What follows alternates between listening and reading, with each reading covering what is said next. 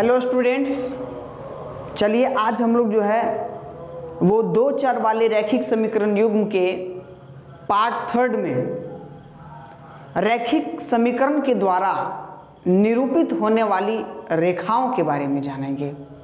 वे रेखाएं कितने प्रकार की हो सकती है और वह रेखाएं हम लोगों को क्या कोई हल देगा या नहीं देगा, इस पर हम लोग अभी चर्चा करेंगे। देखिए यहाँ पे क्या है कि रैखिक समीकरण युग्म द्वारा निरूपित रेखाएं या तो वह एक दूसरे को एक निश्चित बिंदु पर प्रतिच्छेद कर सकती है, इस प्रकार से एक समीकरण की जो है वो रेखा इस प्रकार से और दूसरे समीकरण की रेखा इस प्रकार से। तो ये देखिए दोनों क्या हैं, प्रतिच्छेदी रेखाएं हैं एक दूसरे की, और यह बिंदु O पर मान लीजिए प्रतिच्छेद करती है। तो जो बिंदु O का निर्देशांक होगा वह इस जो मतलब जो शब्द समीकरण होगा उसका हल होगा, समस्या समीकरण का वह हल होगा। तो इसमें हम लोग कितने, देखिए यहाँ पे कितने बिंदु पर यह प्रतिच्छेद करती है, केवल एक बिंदु पर। तो बताइए जब दो रेखाएं एक दूसरे को प्रतिच्छेद करेगी, यानी कि रैखिक समीकरण युग्म को प्रदर्शित करने वाली दो रेखाएं एक दूसरे को प्रतिच्छेद करेगी, तो उसमें कितने हल होंगे, इसमें जो है वो कितना हल होगा, इसका कितना आंसर आएगा, इसका केवल और केवल एक हल होगा। कितना हल, एक हल होगा।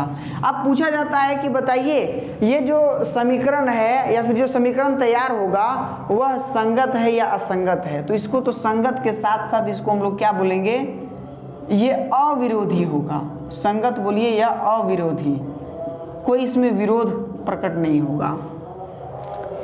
यही दूसरे नंबर पर किस प्रकार की रेखाएं हो सकती है, वह एक दूसरे के समांतर हो सकती है। मान लीजिए समीकरण एक की रेखाएं इस तरह से गई और समीकरण दो की रेखाएं, समीकरण एक और दो की रेखाएं इस प्रकार से, इसके बीच में जो है वो दूरी समान रह गया, बराबर रह गया। तो ये दोनों रेखाएं क्या होगी, समांतर होगी। और समांतर होगी तो क्या एक भी बार एक दूसरे को क्रॉस करेगी, नहीं करेगी। तब यहाँ पे कितने हल होंगे इसके, इसका कोई हल नहीं होगा, कोई हल नहीं होगा।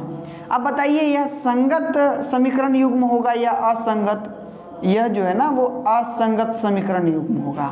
क्या होगा, असंगत समीकरण युग्म। वहीं अगर हम लोग तीसरे पर बात करें तो एक समीकरण की जो रेखा है वो इस प्रकार से जाती है और दूसरा समीकरण इसी के ऊपर चला गया। अब दोनों समीकरण की रेखाएं एक ही पर आ जाता है तो इसको हम लोग क्या बोलते हैं, संपाती रेखाएं बोलते हैं। क्या बोलते हैं, संपाती। अब इसमें कितने हल होंगे इसके, बताइए कितने हल होंगे, अनिश्चित रूप से अनेक, या फिर हम लोग इसको बोलेंगे अनंत। एकदम अनंत हल होगा, जितना आप ले सकते हैं, हर एक बिंदु इसका हल होगा। इस रेखा पर जितने भी बिंदु होंगे सभी उसके हल होंगे। अब बताइए यहाँ पे यह समीकरण युग्म जो होगा वो संगत होगा या असंगत, यह भी समीकरण युग्म संगत होगा। क्या होगा, संगत होगा।